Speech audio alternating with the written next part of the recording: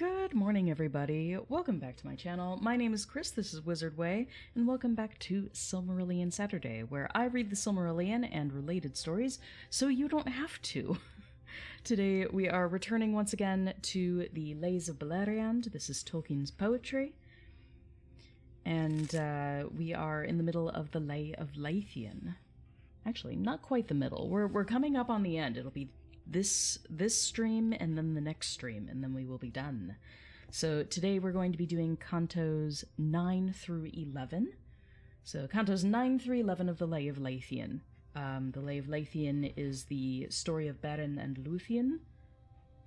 It's just an older version, and it's done in octosyllable couplets.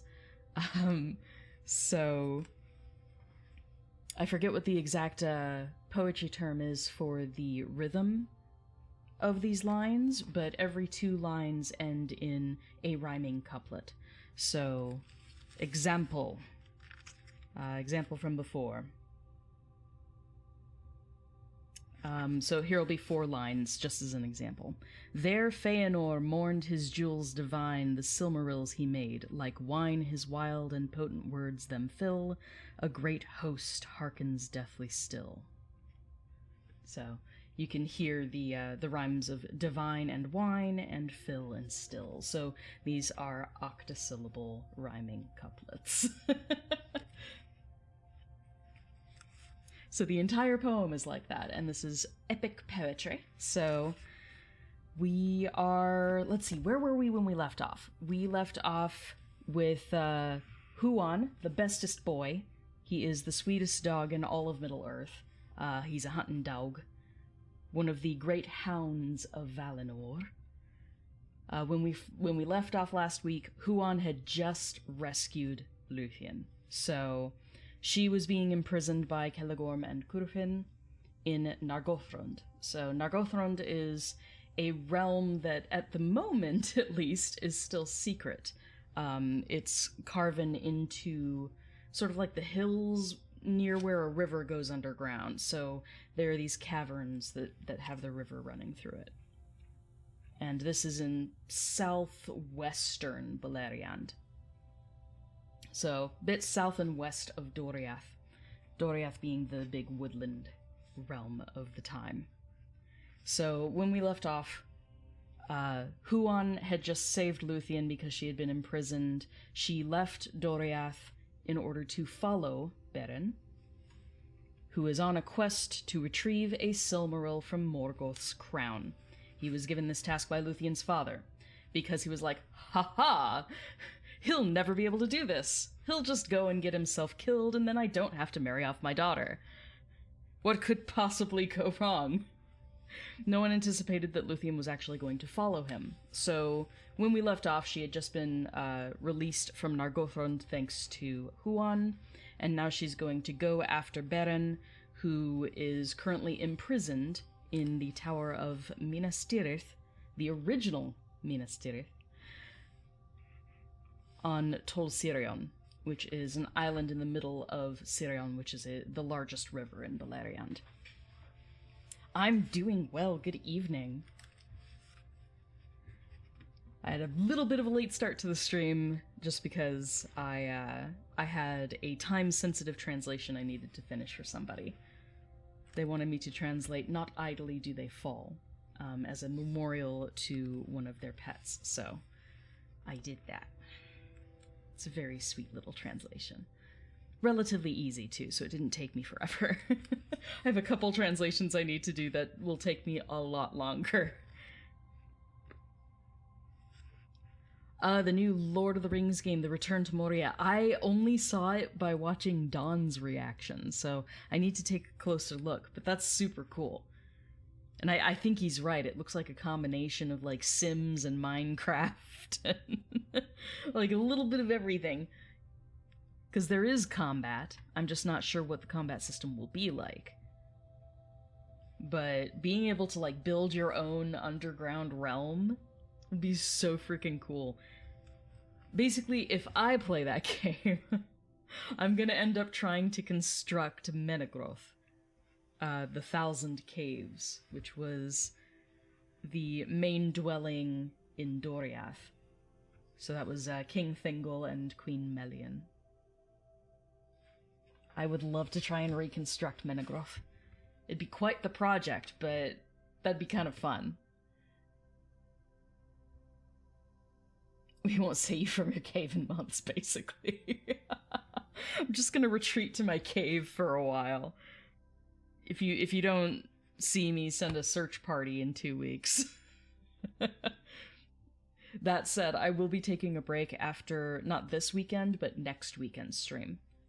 So we'll be doing the Wednesday stream next week and the Saturday stream next week, and after that I'm taking a break.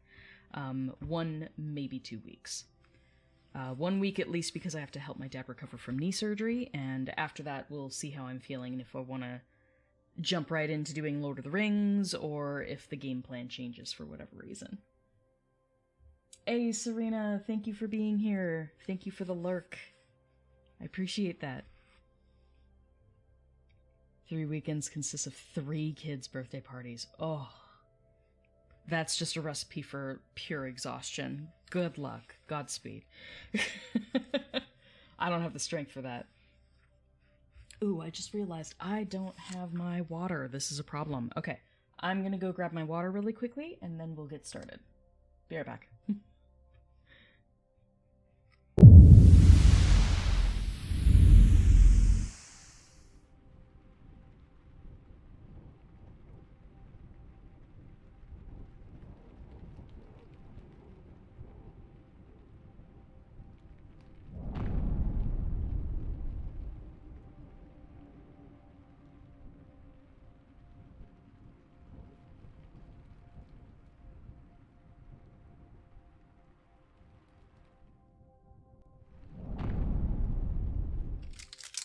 There we go. Water has been got. Yeah, gosh, YouTube. Did the notification not go out? A little bit later than normal today. I was trying to get started at like 9 and it just didn't happen because I had to get that translation done. Alright. Shall we get started then? So Luthien has just been released by Huan. Alright, so this is The Lay of Luthien, Canto 9. In Wizard's Isle still lay forgot, enmeshed and tortured in that grot cold, evil, doorless without light, and blank-eyed stared at endless night 2 comrades. Now alone they were. The others lived no more, but bare their broken bones would lie and tell how 10 had served their master well. So, they went into this situation with 12 men. Just Beren being the mortal man and the rest are elves. Finrod and then 10 others. So all 10 of the others have been chosen, I guess, at random. So they just got lucky that Sauron didn't choose Beren or Finrod. But they've been sacrificed one by one in order to hopefully make Beren and Finrod, spill.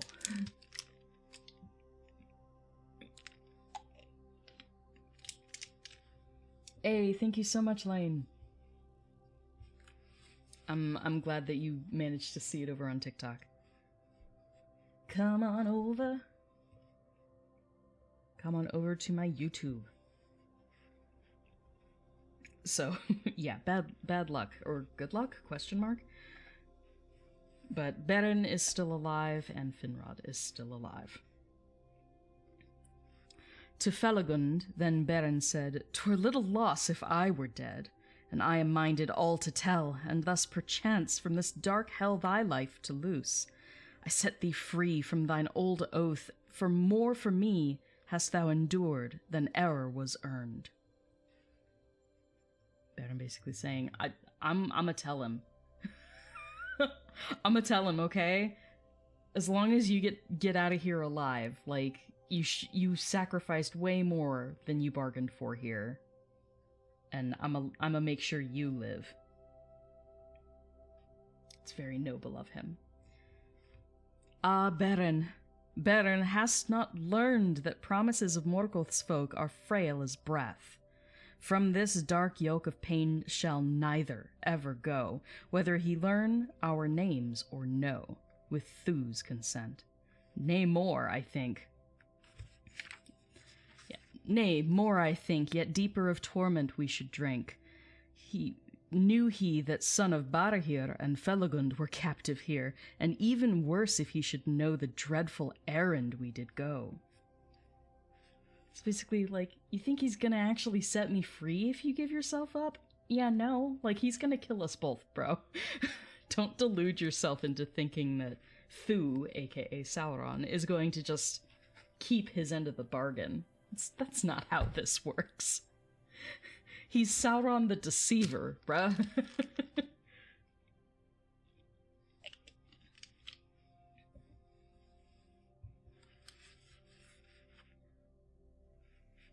A devil's laugh they ringing heard within their pit. True, true the word I hear you speak, a voice then said. 'Twere little loss if he were dead, the outlaw mortal, but the king, the elf undying, many a thing no man could suffer may endure. Perchance, when what these walls immune of dreadful anguish thy folk learn, their king to ransom they will yearn with gold and gem and high heart's cowed. Or maybe Caligorm the proud will deem a rival's prison cheap, and crown and gold himself will keep. Perchance the errand I shall know, ere all is done, that ye did go. The wolf is hungry, the hour is nigh. No more need Beren wait to die. I freaking love Sauron. I'm sorry. Hashtag simping for Sauron all day, every day. Where is Sauron from? Sauron is one of the Maiar, one of the lesser gods.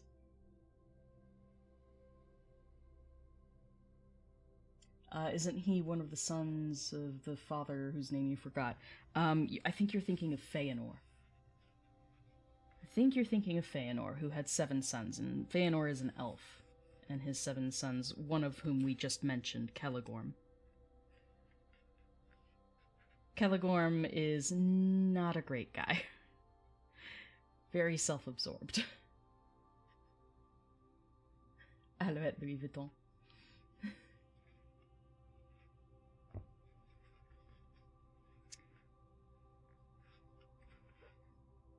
But yes, I love Sauron. Anyway. My brain short-circuited there for a sec. But Sauron is fantastic. What a great bad guy.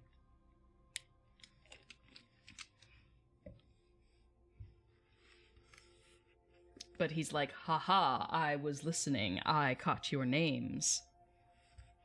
So now he's like, well, okay, we've got Beren, son of Barahir. He can die now. He's like, and Finrod I might ransom for a price. He's like, or, you know, since Caligorm's kind of in charge now, Caligorm will probably be like, rival dead. That's not a bad thing. I get the kingship then. But he ends with, you know, no more need Beren wait to die. Ba-ba-ba-bum. Yeah, he's a bad guy I love to hate. I love him. The slow time passed. Then, in the gloom, 2 eyes there glowed. He saw his doom, Beren, silent. As his bonds he strained beyond his mortal might enchained. Lo, sudden there was a rending sound of chains that parted and unwound, of meshes broken. Forth there leaped upon the wolvish thing that crept in shadow faithful Felagund, careless of fang or venomed wound. There in the dark they wrestled slow, remorseless, snarling, to and fro, teeth in flesh, gripe on throat, fingers locked in shaggy coat, spurning Beren, who there lying, heard the werewolf gasping, dying. Then a voice he heard, "Farewell! On earth I need no longer dwell, friend and comrade Beren bold. My heart is burst, my limbs are cold. Here all my power I have spent to break my bonds, and dreadful rent of poisoned teeth is in my breast." I must now go to my long rest, 'neath Timbrenting, in timeless halls, where drink the gods, where the light falls upon the shining sea. Thus died the king, as elvish singers yet do sing. Can we admire for a moment the fact that Finrod not only snapped his chains, but attacked and killed this werewolf with his bare hands and fucking teeth? Like...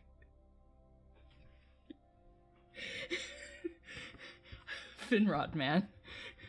Finrod. And I just realized the other day that we were given a clue finally in the Rings of Power promo stuff. That bit of the trailer where you see what looked originally kind of like Elrond screaming in a battle crowd. That's not Elrond. That's Finrod. Finrod has been cast, and so we get him in flashbacks in the first bit of the Rings of Power. Finrod is seriously Bamf. He is a badass motherfucker. Like, oh my god. He's so cool. If I were to serve anybody in the first stage of Middle-earth, it would definitely be Finrod. He's a great guy. So Finrod just passed. What an epic way to go, though. Like, seriously. Just a casual day of slaying werewolves, you know, like with your bare teeth. Arr. He is Galadriel's brother, that is correct. Finrod is the eldest son of Finarfin. And Finarfin is also Galadriel's father. She has a couple other brothers. I think in one version, Orodreth is one of Finrod's kids. Instead of one of Fingon's not Fingon, Fingolfin's kids. Finarfin. Yeah, Finarfin versus Fingolfin. Oh, there are a lot of F names, okay? This family tree is full of F names. Feanor, Fingolfin, Finarfin, Finwë, Fingon, Finrod, Finduilas. So many Fins. Oh, thank you so much. Let's continue, though. I mean, like, I know I'm smiling, but it's really sad. Like, what a way to go, though. Man, Finrod, he went out in style. I am admittedly a Sauron fanboy. Completely. I can't wait to see who they cast for Anatar. Like, they've got to cast somebody. You can't tell the story of the Second Age in the Rings of Power TV show without showing Anatar. We'll see. It's probably a very closely guarded secret who's playing Anatar. So we'll see! I'm excited, though. Okay. Thus died the king, as elvish singers yet do sing. There Beleriand lies, his grief no tear, his despair no horror has his despair no horror has nor fear, waiting for footsteps, a voice for doom. Silences profounder than the tomb of long-forgotten kings, 'neath years and sands uncounted, laid on bears, and buried everlasting deep, slow and unbroken round him creep. So now he's alone in the dark, in, like, deafening silence. The silences were sudden shivered to silver fragments. Faint there quivered a voice in song that walls of rock, enchanted hill, and bar and lock, and powers of darkness pierced with light. He felt about him the soft night of many stars, and in the air were rustlings and a perfume rare. The nightingales were in the trees. Slim fingers flute and viol seize beneath the moon, and one more fair than all there be or ever were, upon a lonely knoll of stone in shimmering raiment danced alone. Then in his dream it seemed he sang, and loud and fierce his chanting rang old songs of battle in the north, of breathless deeds, of marching forth to dare uncounted odds and break great powers and towers, and strong walls shake. And over all the silver fire that once men named the burning briar, the 7 stars that Varda set about the north, were burning yet, a light in the darkness, hope in woe, the emblem vast of Morgoth's foe. Fantastic little passage there.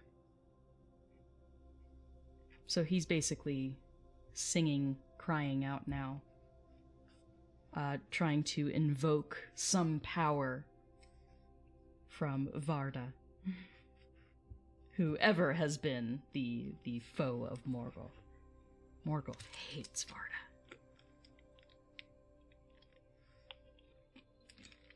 Hey, thank you for the tappy taps.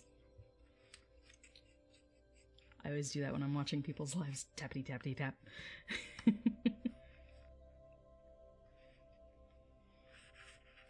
Okay.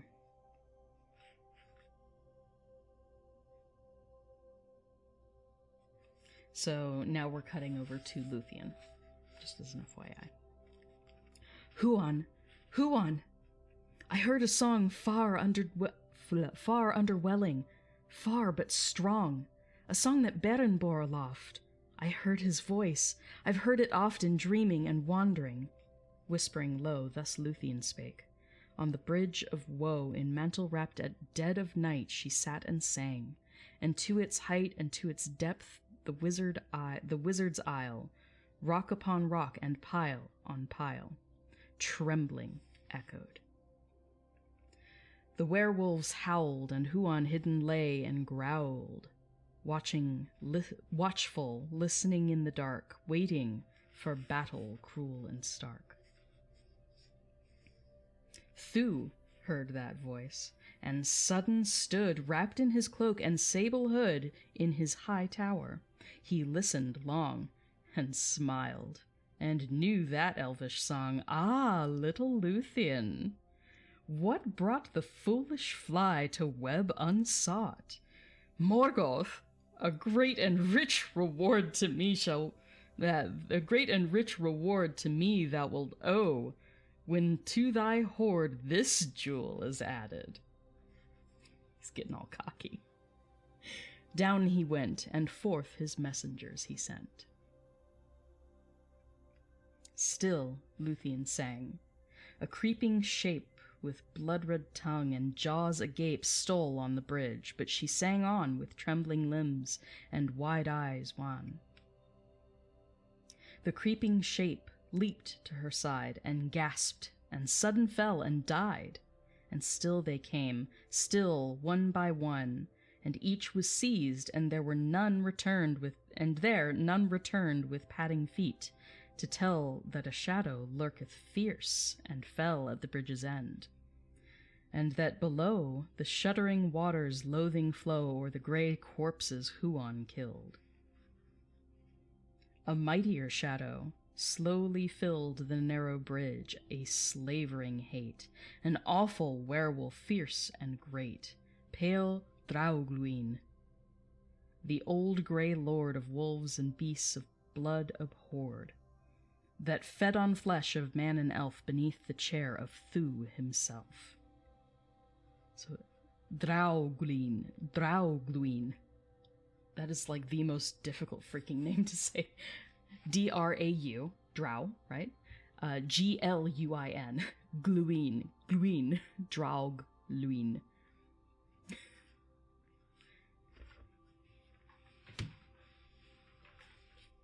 It's basically like werewolf of gloom, dark werewolf.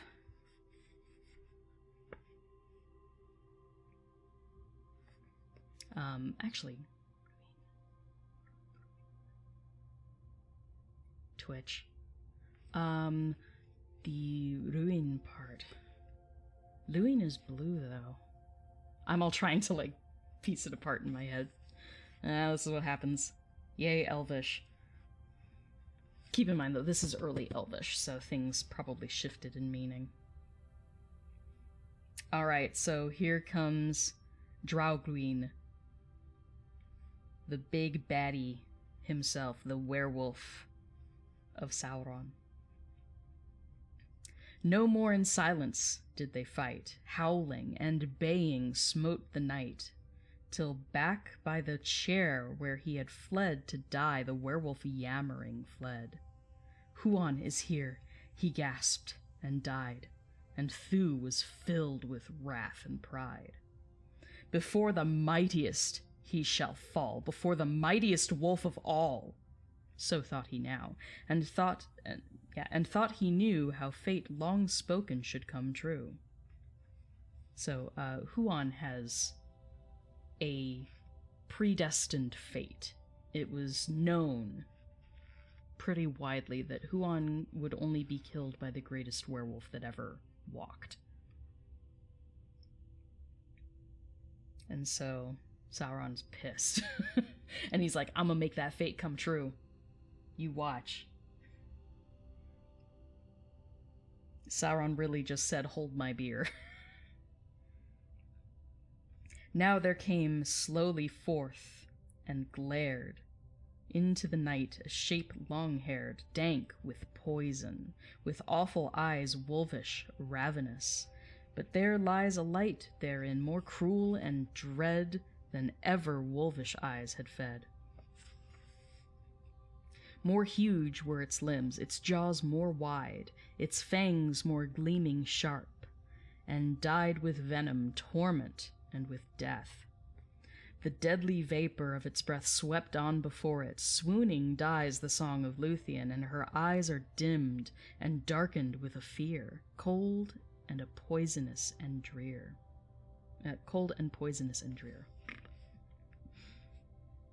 Thus came Thu, as wolf more great than e'er was seen from Angband's gate to the burning south, than ever lurked in mortal lands or murder worked. Sudden he sprang, and Huan leapt aside in shadow. On he swept to Luthien lying, swooning faint. To her drowning senses came the taint of his foul breathing, and she stirred. Dizzily she spake a whispered word, her mantle brushed across his face. He stumbled, staggering in his pace. Out leapt Huan, back he sprang. Beneath the stars their shuddering sang the cry of hunting wolves at bay, the tongues of hounds that fearless slay. Backward and forth they leapt and ran, feinting to flee, and round they span and bit and grappled, and fell and rose. Then suddenly Huan holds and throws his ghastly foe, his throat he rends, choking his life. Not so it ends. From shape to shape, from wolf to worm, from monster to his own demon form, Thu changes, but that desperate grip he cannot shake, nor from it slip. No wizardry, nor spell, nor dart, no fang, nor venom, nor devil's art could harm that hound that hart and boar had hunted once in Valinor. Nigh the foul spirit Morgoth made, and bred of evil, shuddering strayed from its dark house, when Luthien rose, and shivering looked upon his throes. Here we go. Here's Luthien again. O demon dark, O phantom vile, of foulness wrought, of lies and guile, here shalt thou die. Thy spirit roam quaking back to thy master's home, his scorn and fury to endure. Thee he will in the bowels immure of groaning earth, and in a hole everlasting thy naked soul shall wail and gibber. This shall be, unless the keys thou render me of thy black fortress, and the spell that bindeth stone to stone thou tell, and speak the words of opening. Fucking badass Luthien. With gasping breath and shuddering he spake, and yielded as he must, and vanquished betrayed his master's trust. Ooh, Sauron, you're gonna get so in trouble. So much trouble. Lo, by the bridge, a gleam of light, like stars descended from the night to burn and tremble here below. There wide her arms did Luthien throw, and called aloud with voices clear as still as clear as still at whiles may mortal hear along elvish trumpets o'er the hill echo, when all the world is still. The dawn peered over mountains wan. Their grey heads silent looked thereon. The hill trembled, the citadel crumbled, and all its towers fell. The rocks yawned on the bridge yawned, and the bridge broke. And Sirion's spumed? Yeah, it looked like spurned, sorry. Ever see how an R and an N look like an M? Okay, let's try that again. Okay. The rocks yawned and the bridge broke, and Sirion spumed in sudden smoke. Spumed? Spumed? Like ghosts, the owls were flying, seen hooting in the dawn, and bats unclean went skimming dark through the cold air, shrieking thinly, and to find new lairs in deadly nightshade's branches dread. The wolves, whimpering and yammering, fled like dusky shadows.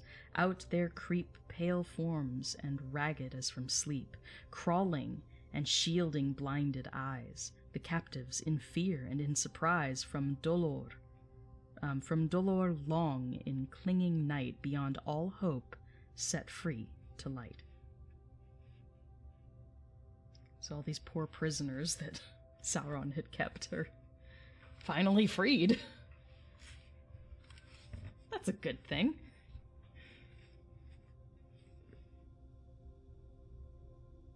Pardon me. A vampire shape with pinions vast, screeching, leaped from the ground and passed, its dark blood dripping on the trees, and Huon 'neath him lifeless sees a wolfish corpse. For Thu had flown to Tower Nahuin, a new throne and darker stronghold there to build. The captives came and wept, and shrilled their piteous cries of thanks and praise, but Luthien anxious gazing stays. Baron comes not. At last she said, Huon, among the dead must we then find him whom we sought, for whom of love we toiled and fought. She's like, please don't tell me he's dead. Then, side by side, from stone to stone, o'er Sirion they climbed. Alone, unmoving, they him found, who mourned by Felagund, and never turned to see what feet drew halting nigh. Ah, Baron, Baron! Came her cry, almost too late have I thee found. Alas, that here upon the ground the noblest of the noble race in thy vain anguish doth embrace. Alas, in tears that we should meet, who once found meeting passing sweet. Her voice such love and longing filled, he raised his eyes, his mourning stilled, and felt his heart new turned to flame, for her that through peril to him came. That one threw me off, sorry. O Luthien, more fair than any child of men, O loveliest maid of elfiness, what might of love did thee possess to bring thee here to terror's lair? O lissom limbs and shadowy hair, O flower entwined brows so white, O slender hands in this new light. She found his arms and swooned away just at the rising of the day. Listen, it's Canto 9.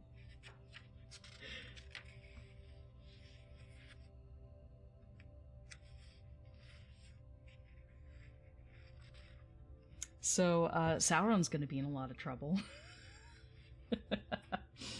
Not only did he lose his greatest werewolf, but he was also defeated, lost all his prisoners, and had to give up Silmarillion to the forces of light. Like, Morgoth is going to be so pissed. But, like it says, he retreats to Tower of Nufuin, which is the forest of Nightshade, basically. And he builds a bigger, stronger fortress there for the dark evil folk. Alright, let's move on to Canto 10. Songs have recalled the elves have sung in old forgotten elven tongue how Luthien and Beren strayed by the banks of Sirion. Many a glade they filled with joy, and there their feet passed by lightly, and days were sweet. Though winter hunted through the wood, still flowers lingered where she stood. To Nuviel, to Nuviel. The birds were unafraid to dwell and sing beneath the peaks of snow, where Beren and where Luthien go. The isle in Sirion they left behind, but there on hilltop might one find a green grave, and a stone set. And there lie the white bones yet of Felagund, of Finrod's son. Once again, just a note that the names here changed. That Finrod is Felagund in a later version of the Silmarillion, and he's son of Finarfin. So here the names are a little weird. Yeah, so, and there lie the white bones yet of Felagund, of Finrod's son, unless that land is changed and gone, or foundered in unfathomed seas, while Felagund laughs beneath the trees in Valinor, and comes no more to this grey world of tears and war. Bit of foreshadowing there of the changing of Beleriand, because that's exactly what happens. But, like all elves, Finrod ends up in Valinor, and he basically gets a new body. So, he's good. He's good. He's over there. He's over there now. To Nargothrond no more he came, but thither swiftly ran the fame of their king dead, of Thu o'erthrown, of the breaking of the towers of stone. For many now came home at last, who long ago to shadow passed, and like a shadow had returned Huon the hound, and scant had earned or praise or thanks of Master Wroth. Yet loyal he was, though he was loath. So, still loyal. He's still the bestest boy. The halls of Narog clamors fill, that vainly Celegorm would still. There men bewailed their fallen king, crying that a maiden dared that thing which the sons of Feanor would not do. Let us slay these faithless lords untrue, the fickle folk now loudly cried, with Felagund who would not ride. So, like, yeah, they be fickle, because none of them stood up to be like, I'll go with you, my king, to help Beren with you. None of them stood up, and now they're like, our king, our king, what?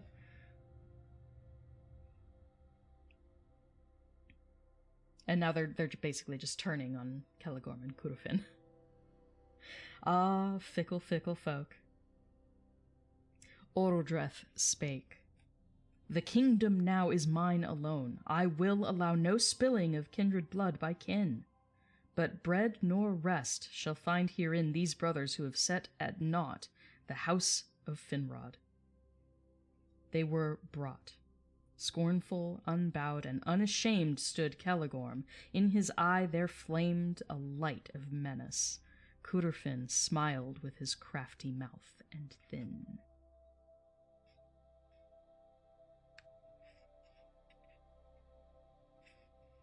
Curufin is like the quiet, menacing sort.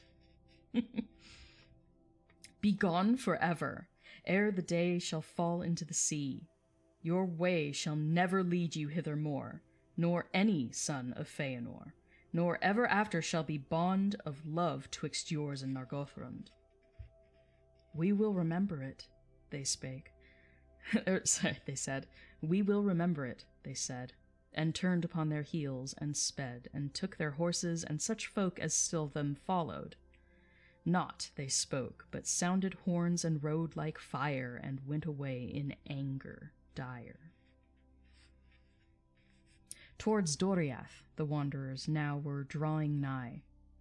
Though bare the bough, though cold the wind, and grey the grasses, through which the hiss of winter passes, they sang beneath the frosty sky,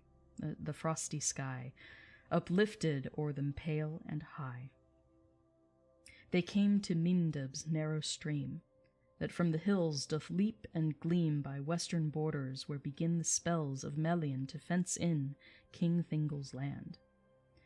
And stranger steps to wind bewildered? And stranger steps to wind bewildered in their webs. There, sudden sad, grew Beren's heart. Alas, Tinuviel, here we part, and our brief song together ends, and sundered ways each lonely wends. Why part we here? What dost thou say, just at the dawn of a brighter day? For safe thou'rt come to borderlands, o'er which in the keeping of the hands of Melian thou wilt walk at ease, and find thy home and well-loved trees. My heart is glad when the fair trees, far sprung uprising grey at seas of Doriath inviolate. Yet Doriath my heart did hate, and Doriath my feet forsook, my home, my kin. I would not look on grass nor leaf there evermore, without thee by me. Dark the shore of Escaldwin, the deep and strong. Why there alone, forsaking song, by endless waters rolling past, must I, then hopeless, sit at last, and gaze at waters pitiless, in heartache and in loneliness? Back and forth between them. For evermore to Doriath can Beren find the winding path, though Thingol willed it or allowed it. No, though Thingol willed it or allowed. For to thy father there I vowed to come not back, save to fulfill the quest of the shining Silmaril, and win by valor my desire. Not rock nor steel, nor Morgoth's fire, nor all the power of Elfinish shall keep the gem I would possess. He's quoting Thingol there. Thus swore I once of Luthien, more fair than any child of men. My word, alas, I must achieve. Though sorrow pierce and parting grieve. Then Luthien will not go home, but weeping in the woods will roam, nor peril heed, nor laughter know. And if she may not by thee go, against thy will, thy desperate feet, she will pursue, until they meet, Beren and Luthien, love once more on earth, or on the shadowy shore. He's like, where you go, I will follow, basically. You can't fucking stop me. She's right, he can't. Nay, Luthien, most brave of heart, thou makest it more hard to part. Thy love me drew from bondage drear, but never to that outer fear, that darkest mansion of all dread, shall thy most blissful light be led. Never, never, he shuddering said, but even as in his arms she pled, a sound came like hurrying storm. There Cudorfin and Caligorm in sudden tumult like the wind rode up. The hoofs of horses dinned loud on the earth. In rage and haste madly northward they now raced, the path twixt Doriath to find and the shadows dreadly dark entwined of Tower Nafuin. That was their road most swift to where their kin abode in the east, where Himling's watchful hill, or Aglon's gorge, hung tall and still. They saw the wanderers. With a shout, straight on them swung their hurrying rout, as if neath maddened hooves to rend the lovers and their love to end.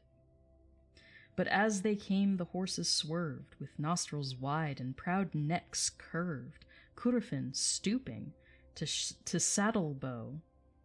With mighty arm did Luthien throw, and laughed.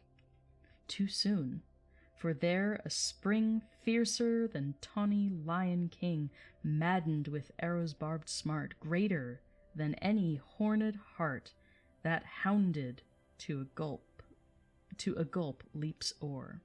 There Beren gave, and with a roar leapt on Curufin, round his neck his arms entwined, and all to wreck both horse and rider fell to ground, and there they fought without a sound. So he snatches up Luthien, and Beren fucking full-on tackles him and the horse, and everything just goes flying. Everyone goes flying. Dazed in the grass did Luthien lie, beneath bare branches in the sky.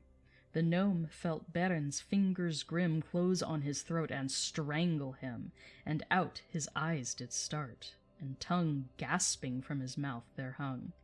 Up rode Celegorm with his spear, and bitter death was Beren near. With elvish steel he nigh was slain, whom Luthien won from hopeless chain. But baying, Huon sudden sprang before his master's face, with fang white gleaming, and with bristling hair, as if he on boar or wolf did stare. The horse in terror leapt aside, and Celegorm in anger cried, "Curse thee, thou base-born dog, to dare against thy master teeth to bear!" But dog, nor horse, nor rider bold would venture near the anger cold of mighty Huon, fierce at bay. Red were his jaws. They shrank away, and fearful eyed him from afar. Nor sword, nor knife, nor scimitar, no dart of bow, nor cast of spear, master nor man did Huon fear. There Curufin had left his life, had Luthien not stayed that strife. Waking, she rose and softly cried, standing distressed at Beren's side, "Forbear thy anger now, my lord." Forbear thy anger now, my lord, nor do the work of orcs abhorred. For foes there be of Elfinus unnumbered, and they grow not less, while here we war by ancient curse distraught, and all the world to worse decays and crumbles. Make thy peace. Then Beren and did Curufin release, but took his horse and coat of mail, and took his knife there gleaming pale, hanging sheathless, wrought of steel. No flesh could leeches ever heal that point had pierced, for long ago the dwarves had made it, singing low enchantments, where the hammers fell in Nogrod, ringing like a bell. Iron as tender wood it cleft. So it could cut through iron like it was wood. My brain short-circuited there for a second. Oh, thank you, Maggie. Where was I? Right, talking about the knife that had been made and enchanted in Nogrod, which is one of the main dwarvish dwellings in the Blue Mountains, Luin. Iron as tender wood it cleft, and sundered mail like woolen weft. But other hands its haft now held. Its master lay by mortal felled. Beren, uplifting him far him flung, and cried, "Begone!" with stinging tongue. "Begone, thou renegade and fool, and let thy lust in exile cool. Arise and go, and no more work like Morgoth's slaves or cursed orc. and deal, proud son of Feanor, in deeds more proud than heretofore. Then Beren led Luthien away, while Huon still there stood at bay. "Farewell," cried Celegorm the Fair, "fair get you gone, and better were to die for hungered in the waste than wrath of Feanor's sons to taste, that yet may reach o'er dale and hill. No gem, nor maid, nor Silmaril shall ever long in thy grasp lie. We curse thee under cloud and sky, we curse thee from rising unto sleep. Farewell." He swift from horse did leap, his brother lifted from the ground, then bow of yew with gold wire bound he strung, and shaft he shooting sent, as heedless hand in hand they went.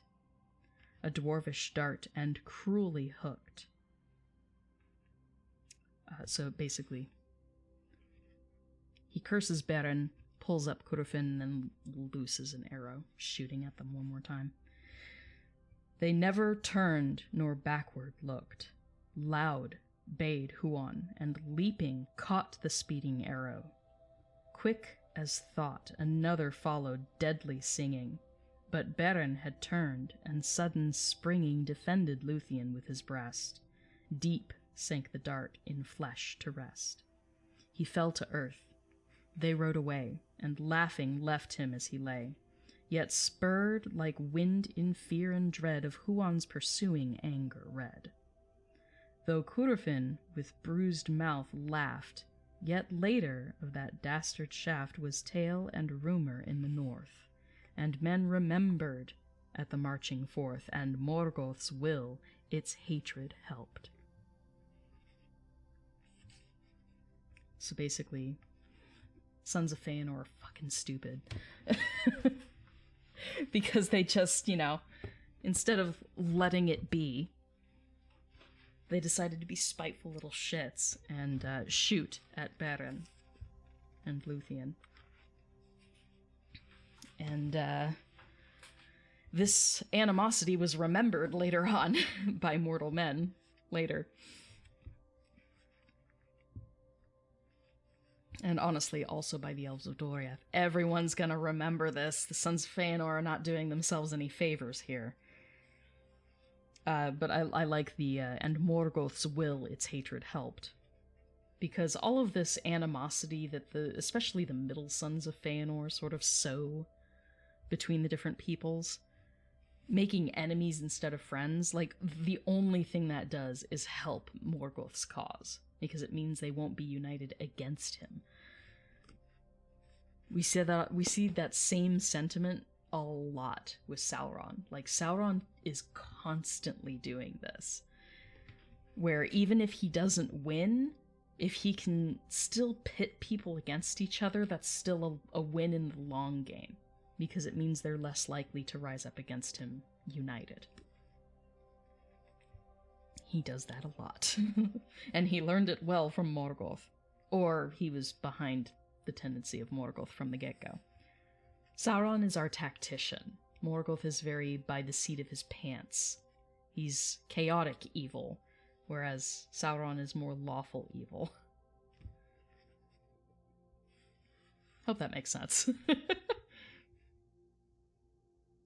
Thereafter never hound was whelped would... Yeah, thereafter never hound was whelped would follow horn of Celegorm or Curufin. Though in strife and storm, though all their house in ruin red went down, thereafter laid his head Huon no more at that lord's feet, but followed Luthien, brave and fleet. You know it's bad when your dog betrays you. When your dog's like, yeah, no. Hey there, KP. Hello, Bedman. But you know you done fucked up when your dog is like, yeah, no, this ain't it. I'm never following you again.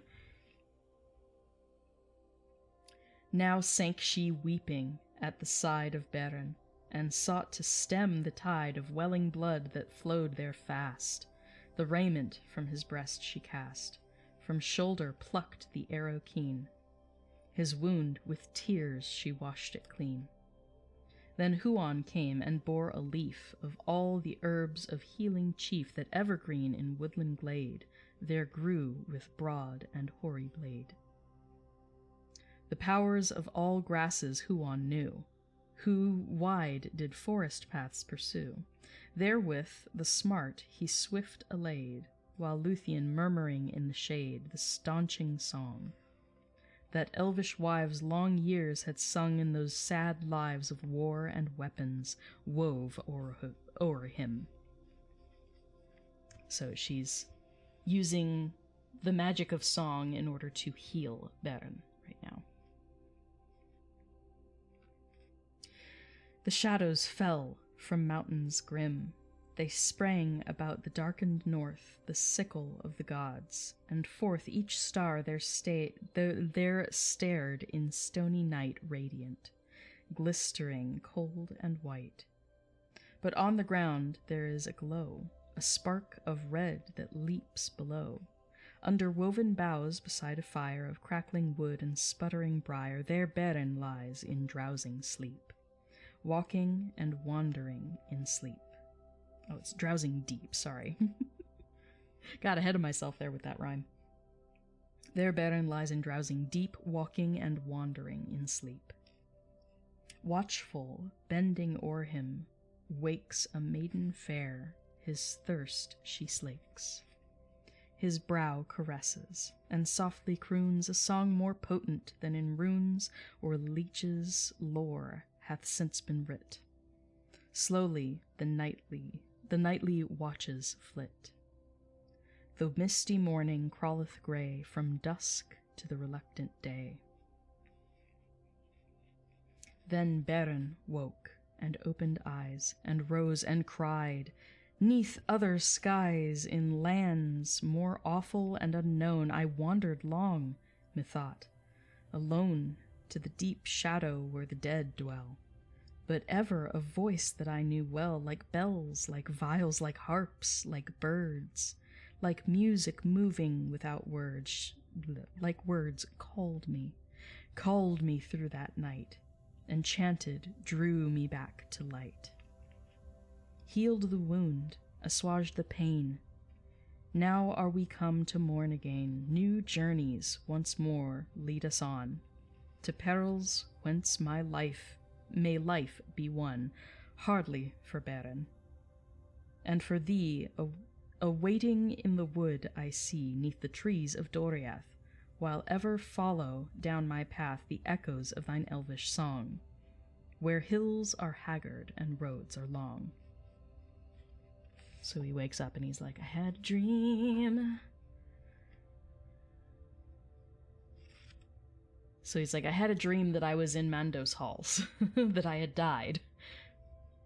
And ever I could hear this song and you drew me back to the light. He's like, and I wake up now and my wounds are healed. That's really freaking cool, but you're not following me. You're going home to Doriath. To which, of course, she's going to protest yet again. Nay, now no more let's try that again. Nay, now no more we have for foe dark Morgoth only, but in woe, in wars and feuds of Elfinus thy quest is bound, and death, no less for thee and me, for Huon bold, the end of weird, of yore foretold. All this I bode shall follow swift if thou go on. Thy hand shall lift, and lay in Thingol's lap the dire and flaming jewel, Feanor's fire, never, never. Oh, why then go? Why turn we not from fear and woe beneath the trees to walk and roam roofless, with all the world as home, over mountains, beside the seas, in the sunlight, in the breeze? She's like, if you're really gonna try to do this thing in order to win me, why don't we just run off together and live our life and forget this stupid quest? Thus long they spake with heavy hearts, and yet not all her elvish arts, nor lissom limbs, nor shining eyes as tremulous stars in rainy skies, nor tender lips, enchanted voice, his purpose bent or swayed his choice. Never to Doriath would he fare, save guarded fast to leave her there. Never to Nargothrond would go with her, lest there came war and woe. And never would in the world untrod to wander suffer her, worn, unshod, roofless and restless, whom he drew with love from the hidden realms she knew. For Morgoth's power is now awake, already hill and dale doth shake, the hunt is up, the prey is wild, a maiden lost an elven child. Now orcs and phantoms prowl and peer from tree to tree, and fill with fear each shade and hollow. Thee they seek. At thought thereof my hope grows weak, my heart is chilled. I curse mine oath, I curse the fate that joined us both, and snared thy feet in my sad doom, of flight and wandering in the gloom. Now let us haste, and ere the day be fallen, take our swiftest way, till o'er the marches of thy land beneath the beech and oak we stand in Doriath, fair Doriath, whither no evil finds the path, powerless to pass the listening leaves that droop upon those forest eaves. Then to his will she seeming bent, swiftly to Doriath they went, and crossed its borders. There they stayed, resting in deep and mossy glade. There lay they, sheltered from the wind, under mighty beeches silken-skinned, and sang of love that still shall be, though earth be foundered under sea, and sundered here for evermore shall meet upon the western shore. One morning, as asleep she lay upon the moss, as though the day too bitter were for gentle flower to open in a sunless hour, Beren arose and kissed her hair, and wept, and softly left her there. Good Huan, said he, guard her well. In leafless field no asphodel, in thorny thicket never a rose forlorn, so frail and fragrant blows. Guard her from the wind and frost, and hide from hands that seize and cast aside. Keep her from wandering and woe, for pride and fate now make me go. The horse he took and rode away, nor dared to turn, but all that day with heart as stone he hastened forth, and took the paths towards the north. Thus ends Canto 10. That whole thing was one big freaking back and forth argument between him and Luthien. Just, I'm taking you back to Doriath. No, you're taking me with you. No, I'm taking you back to Doriath. No, I'm going with you. No, I'm taking you to Doriath and leaving you there while you sleep. Toodles. Cliff's Notes version of Canto 10. Alright, one more canto. One more. Uno más.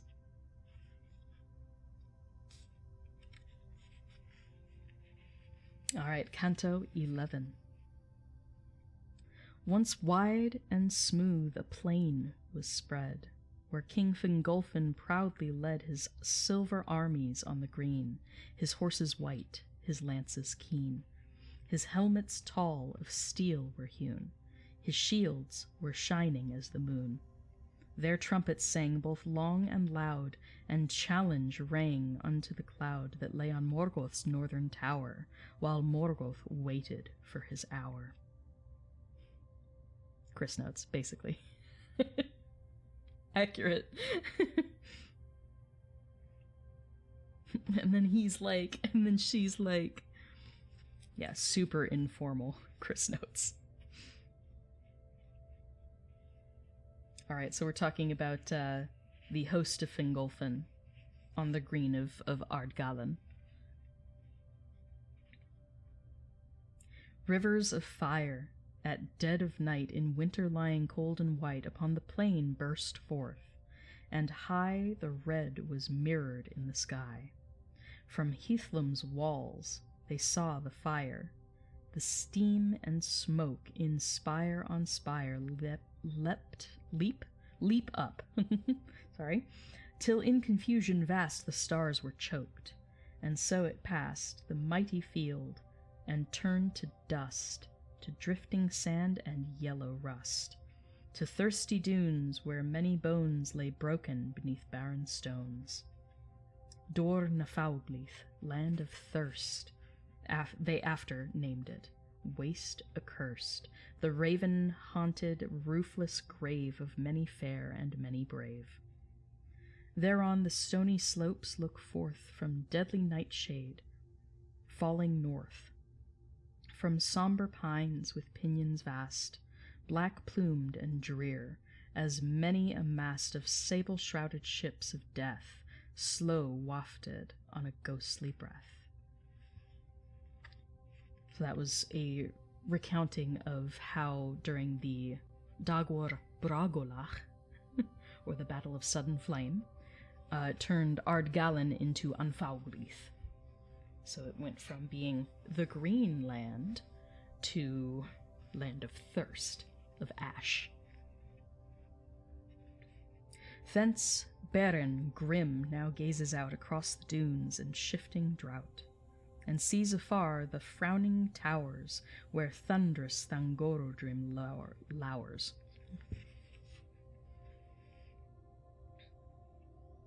The thirsty. The words are mixing together now. The hungry horse there drooping stood, proud gnomish steed. It feared the wood. Upon the haunted ghastly plain no horse would ever stride again. Good steed of master ill, he said, farewell now here. Lift up thy head, and get thee gone to Sirion's vale back as we came. Past island pale where Thu once reigned, to waters sweet and grasses long about thy feet. And if Cúrfin no more thou find, grieve not, but free with heart and hind go wander, leaving work and war, and dream thee back to Valinor, whence came of old thy mighty race from Tavros' mountain-fenced chase. So he's like, oh, you sweet, sweet horse.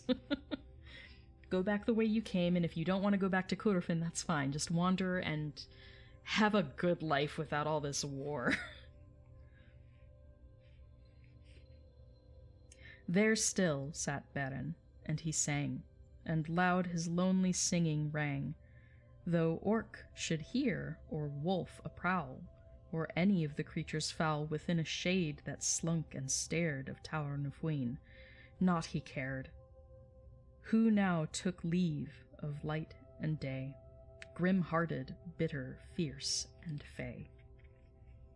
Farewell now here, ye leaves of trees, your music in the morning breeze. Farewell now blade and bloom and grass, that see the changing seasons pass.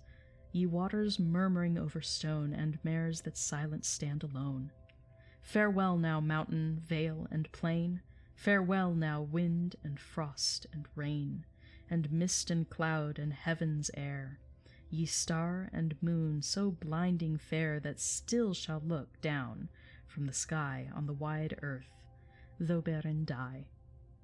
Though Beren die not, and yet deep, deep, whence comes of those that weep no dreadful echo, lie and choke in everlasting dark and smoke.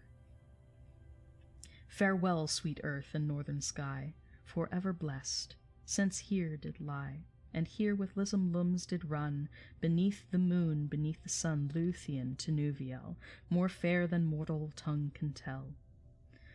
Though all to ruin fell the world, and were dissolved and backward hurled, unmade into the old abyss, yet were its making good for this, the dawn, the dusk, the earth, the sea, that Luthien on a time should be. So freaking dramatic, Beren. He's so dramatic. He's like, farewell life, farewell all things of beauty, If I should die, no one will care, but at least Luthien existed for a moment on this earth. This earth was worth building, was worth toiling over by the Valar, for Luthien to have drawn breath. Jesus, Baron.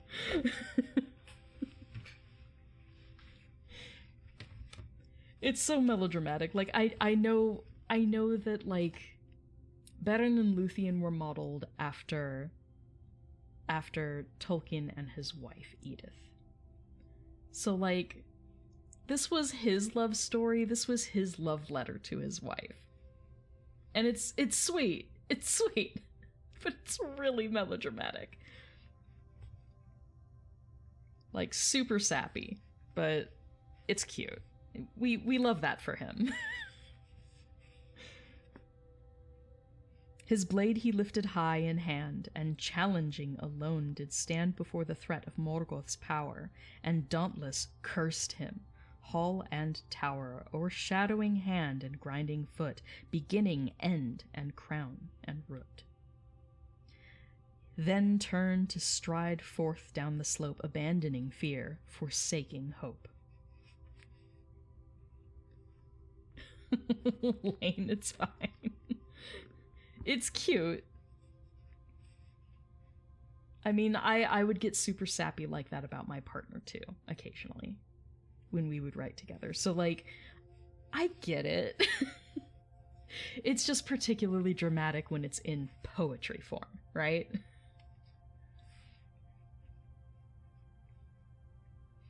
Ah, Beren, Beren, came a sound. Almost too late have thee I found. O proud and fearless hand and heart, not yet farewell, not yet we part. Not thus do those of elven race forsake the love that they embrace. A love is mine, as great a power as thine, to shake the gate and tower of death with challenge weak and frail that yet endures, and will not fail nor yield, unvanquished were it hurled beneath the foundations of the world. Beloved fool, escape to seek from such pursuit. In might so weak to trust not, thinking it well to save from love thy loved, who welcomes grave and torment sooner than in guard of kind intent to languish, barred, wingless and helpless, him to aid for whose support her love was made. Thus back to him came Luthien. They met beyond the ways of men, upon the brink of terror stood between the desert and the wood. He looked on her lifted face beneath his lips in sweet embrace. Thrice now mine oath I curse, he said, that under shadow thee hath led. Where is Huon? Where the hound to whom I trusted, whom I bound by love of thee to keep thee well from deadly wandering into hell? I know not. But good Huon's heart is wiser, kinder than thou art, grim lord, more open unto prayer. Yet long and long I pleaded there, until he brought me, as I would, upon thy trail. A palfrey good would Huon make, of flowing pace. Thou wouldst have laughed to see us race, as orc on werewolf ride like fire. Night after night through fen and mire, through waste and wood. But when I heard thy singing clear, yea, every word of Luthien one rashly cried, and listening, evil fierce defied, he set me down and sped away. But he would not, but what he would, I cannot say. So Huon brought her there, and that's when we get that one very iconic painting of Luthien fleeing on Huon, dressed like an orc.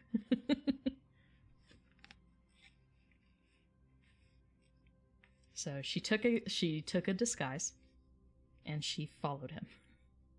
But Huon basically dropped her off and then left. Ere long they knew, for Huon came, his great breath panting, eyes like flame, in fear lest her whom he forsook, to aid some hunting evil took ere he was nigh. Now there he laid before their feet, as dark as shade, 2 grisly shapes that he had won from that tall isle in Sirion. A wolfheim huge, its savage fell was long and matted, dark the spell that drenched the dreadful coat and skin, the werewolf cloak of Draugluin. The other was a bat-like garb, with mighty fingered wings, a barb like iron nail at each joint's end. Such wings as their dark cloud extend against the moon, when in the sky from deadly nightshades screeching fly Thu's messengers.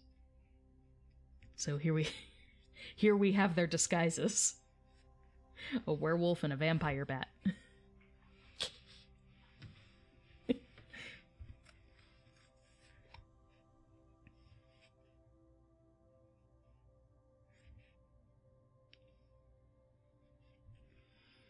Okay, here we go.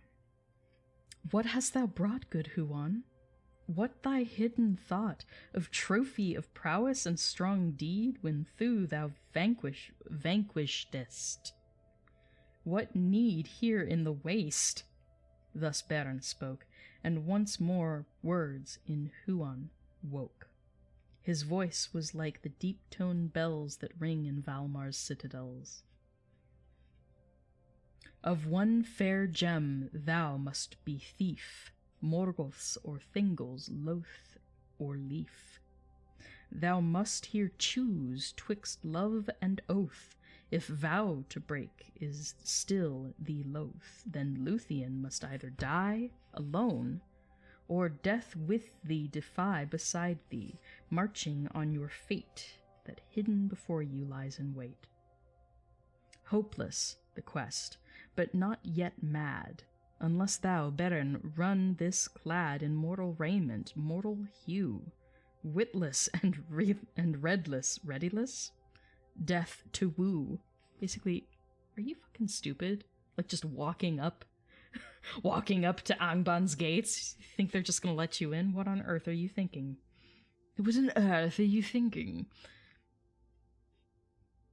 Lo, good was Felagund's device, but may be bettered, if advice of Huon ye will dare to take, and swift a hideous change will make to forms most cursed, foul and vile, of werewolf of the wizard's isle, of monstrous bats, envermined fell with ghostly claw-like wings of hell. To such dark straits, alas, now brought are ye I love, for whom I fought. Nor further with you can I go. Whoever did a great hound know in friendship at a werewolf's side to Angban's grinning portals stride. Like, the hounds of Valinor are pretty well known. And are enemies of the dark forces. He's like, I can't go with you. No way would that fly.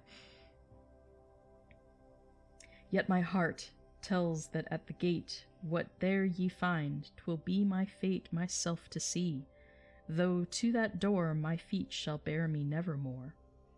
Darkened is hope, and dimmed my eyes. I see not clear what further lies. Yet maybe backwards leads your path beyond all hope to Doriath, and thither perchance we 3 shall wend, and meet again before the end. They stood and marveled thus to hear his mighty tongue so deep and clear. Then sudden he vanished from their sight, even at the onset of the night. His dreadful counsel they then took, and their own gracious forms forsook. In werewolf fell and bat-like wing prepared to robe them, shuddering. With elvish magic Luthien wrought, lest raiment foul with evil fraught to dreadful madness drive their hearts. And there she wrought with elvish arts a strong defense of binding power, singing until the midnight hour. In the midnight hour. Ooh, thank you so much for the roses. I didn't even see that. Thank you, everybody. And thank you for the follows. I appreciate that over on TikTok. Thank you for hanging out with me and listening to some Tolkien poetry. So Luthien once again using musical magic. This is why the character that I've made for the Middle-earth RPG that I'm about to start up in the next couple weeks. It's my first real D&D game, which is kind of fun. But the character that I apt is a bard. I'm born to play a frickin' bard, okay? Charisma. Nothing but charisma. But this is why I want to play a bard, because in Tolkien's world, bards have power. Music is power. Words have power. And I love that element. That, you know, the world was created with song in Tolkien's universe, and so with that in mind, bards can manipulate the fabric of reality. That's part of how magic works. Because for the most part, Tolkien really tries to make magic not a supernatural thing. He tries to make it something that we mortals don't understand because our lives are too short to have honed skill at that level. So he tries to really pass magic off as being pure skill. Skill learned over more time than mortals have. So to us it doesn't make sense, but to elves it's just skill.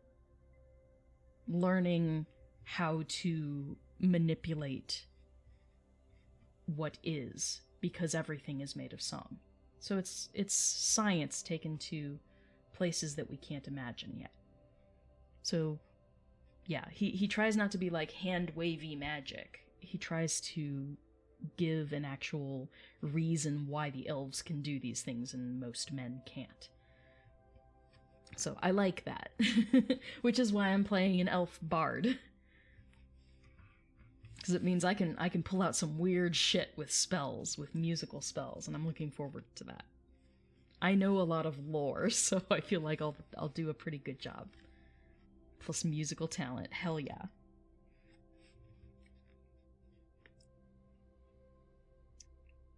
Okay, so she sings until the midnight hour. Let me get a drink.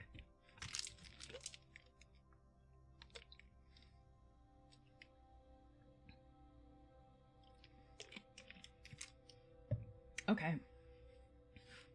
Thank you, Amethyst.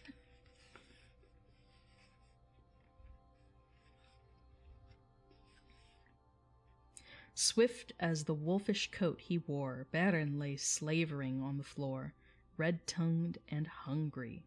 But there lies a pain and longing in his eyes, a look of horror as he sees a bat-like form crawl to its knees and drag its creased and creaking wings. Then howling under moon he springs four-footed, swift, from stone to stone, from hill to plain, but not alone. A dark shape down the slope doth skim, and wheeling flitters over him. So, they're off! And they're off.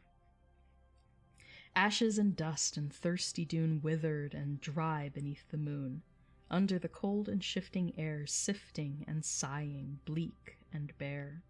Of blistered stones and gasping sand, of splintered bones was built that land, o'er which now slinks with powdered fell and hanging tongue a shape of hell.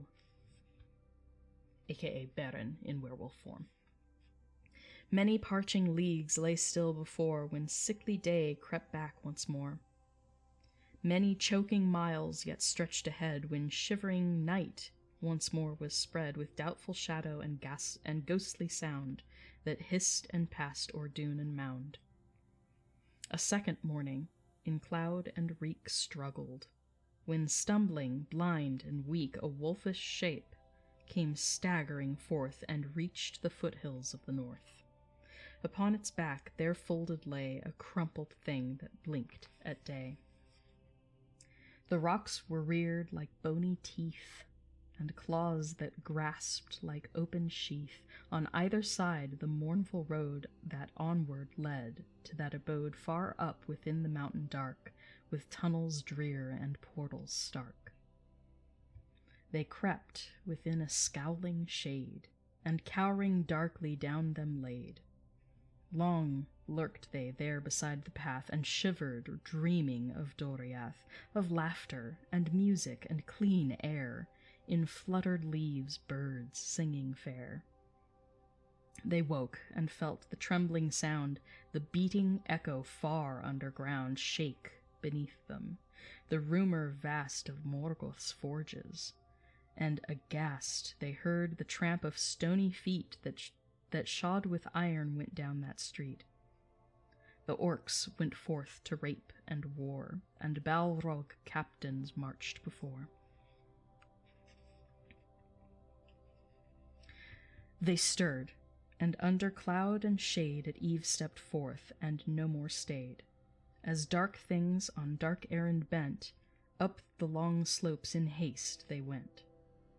Ever the sheer cliffs rose beside, where birds of Carrion sat and cried, and chasms black and smoking yawned, whence writhing serpent shapes were spawned, until at last, in that huge gloom, heavy as overhanging doom, that weighs on Thangorodrim's foot like thunder at the mountain's root, they came, as to a sombre court walled with great towers, fort on fort of cliffs embattled, to that last plain that opens, abysmal and inane, before the final topless wall of Bauglir's immeasurable hall, whereunder, looming awful, waits the gigantic shadow of his gates.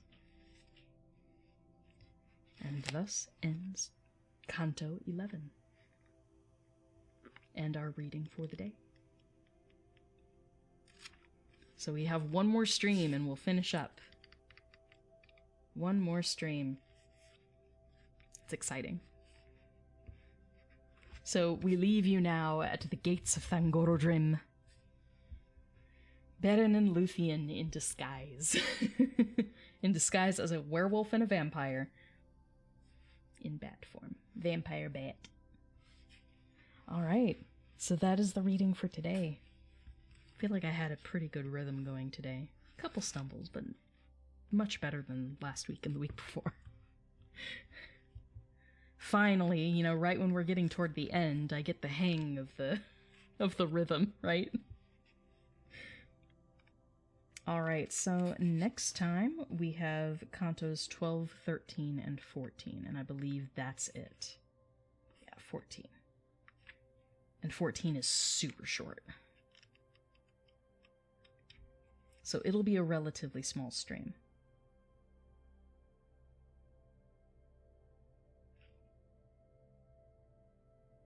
Just trying to see, where does it actually end?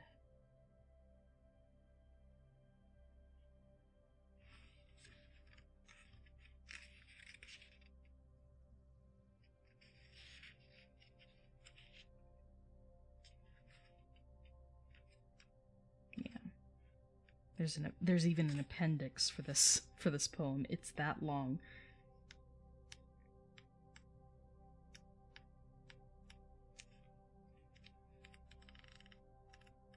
Yeah, if you guys really wanted to, we could also read The Lay of Lathian Recommenced. Or Recommenced. So it's a different version, but it's not a full version either. It's not nearly as long as the version we've been reading the last few weeks. So I don't know if it's worth it. But we'll certainly at least read Cantos 12 through 14 next week, and then we'll basically be done. Basically be done with this. And then you will have basically read the Lays of Beleriand without having to read them. Just gotta listen to me talk for a while. But hopefully everyone's enjoying the poetry. I really, really like reading this stuff. But that's pretty much it for today. Are there any questions? Any questions from the Peanut Gallery?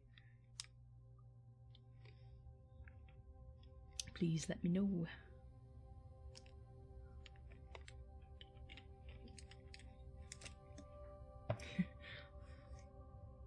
Otherwise, I'm probably going to put on my outdoor gear and try and get some yard work done before it passes over 100 degrees. It's already 98 degrees here. And we're just coming up on noon. I'll have to confer with my sibling and see if we're going to be doing some yard work together today. There's a lot to do outside. We're supposed to try and be painting our trim and stuff. We're trying to do it before, like, full-out summer hits, because, we're going to be moving into monsoon season before we know it, and we need to make sure that, any of the bare wood that we have on our place is painted and sealed properly. So we're working on that. But it's so hot outside. It's like record-breaking highs here in southern Arizona right now. It's disgusting here. Like, it's getting in the 110s range. Like, it's really nasty. We had record highs yesterday. Oh yeah, like, so much water. This is a tiny bottle, but this is like just a tiny live stream bottle. I have big ones. In my fridge, nice and cold. It's gonna be crazy. It's really gonna be crazy. But hopefully we'll get some stuff done before it gets super duper hot outside. Or we'll wait until, like, late afternoon, when the light is fading. You can usually get about 2 hours of work done while the sun is setting, before it gets too dark to work. So we'll do something. But at the very least, if there are no questions, I will see you guys on Wednesday for the final part of The Hobbit. So we're going to be finishing both The Hobbit and The Lays of Beleriand next week. And once again, before I leave, I'd also like to thank everyone who's been buying my merch. Thank you for supporting all of my top surgery bits. We've raised, I think I'm at like $1,750? $1,750? And that's just on my merch, and that's just the profit. So, like, y'all are amazing. I'm so grateful. I don't want to get, like, super duper emotional. It tends to hit me when I'm not on stream. But I'm really, really grateful. So that plus whatever portion I get from Don Marshall's merch as well. We're talking over $2,000 that you guys have raised to help me with my top surgery. Like, all the hearts, you guys. I really appreciate the help. Because it's not a cheap surgery. It's not a cheap surgery at all. But having this boost is really going to help me to pay everything, so I really appreciate it. So that all said, I'm going to get going. Oh man. Oh no, I just got a notification. Very high UV warning. Excessive heat warning in effect. No.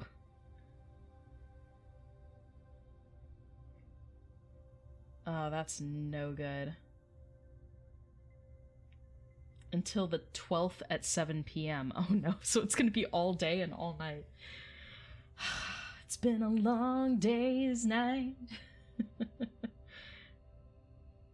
Man, that stinks.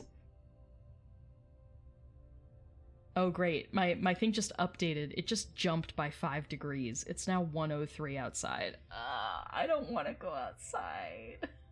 I don't want to paint. We'll see. We'll see. I'll poke my sibling and see what they think. Oh, thank you so much, Lane. Cool. Yeah, thank you for responding. I need to get on my Patreon messages and make sure I'm getting everyone their perks in the mail soon. It's something that if I don't do it immediately, I will at least do it when I'm on break after next week's live streams. When I'm on break for a week or two, I will be catching up on all of that stuff. So before the end of June, I promise. But I am making some really gorgeous new starscapes, so if you guys are curious, I'll show you. So this is one of my more recent starscapes. With gray, green, and gold. Shh, keep it secret. This one's for Piper. This one's for Piper, CJ. I guess it won't. I think my face cam on the YouTube portion of the stream is on a fixed depth, so it won't autocorrect, but you can see the colors at least. So. Ooh. Yeah, I know y'all aren't in a rush for that stuff, but still. Yeah, maybe wait on the outdoor work for a cooler day. It really does sound bad. You know it's bad when they send out specifically a very high UV warning, meaning I'm gonna go outside and burn to a frickin' crisp. I have a UV shielding shirt that I wear, but my hands and my neck are still exposed. So I don't know. I'll poke my sibling and see how they're feeling about it. I just don't know when this heat wave is going to actually end. If we have a few cooler days next week, we can still get our work done, but if not, like, it's gotta get done. And we're hoping that we don't have to hire people to do it. It is something we are capable of doing ourselves. But the heat makes things difficult, man. But we'll do our best. As always, we'll do our best. But thank you guys for the support. Thank you for the merch stuffs, for supporting me on Patreon. Thank you so much. I'll get on the Patreon bits over the next couple days. I have a ton of translation emails I need to respond to today. So I might have several translations that I'm doing over the next couple days. So it's going to be a busy week. But if I can get this stuff done now, it means I can really take a break when I actually hit my break. So it'll be good. It'll be good for me. And yeah, I'll let you guys know how my first D&D thing ends up working. I don't think we're playing live. I don't think it's going to be broadcast or anything, though I might record it on my end just in case there are some really good moments of acting from me, because it's going to be an acting challenge, which I've never had before, and I'm looking forward to. I like role-playing. I just haven't done it in real time since my partner passed, so it's been a few years. Almost 3 years now. Gosh, that's crazy. That's crazy to think about. So it's like 2.5 years right now? A little over 2.5 years? But that's the last time I actually roleplayed in real time, because Sandra and I used to do it all the time when we would write back and forth. So we did it in text, but same kind of thing, you know, thinking on your feet and going back and forth. So I figure D&D is going to be pretty similar to that. I just have to get in character and then roll with the punches. So playing a bard is going to be fun. I look forward to that. Everybody, please take care. Thank you for all the support. Thank you for all the roses over on TikTok. And I will see you guys on Wednesday. Wednesday for the final Hobbit Hump Day. And then after that, we'll take a bit of a break. And we'll return probably doing Lord of the Rings after that. So, everybody, please take care. I will see you guys on Wednesday. Bye! Bye, guys.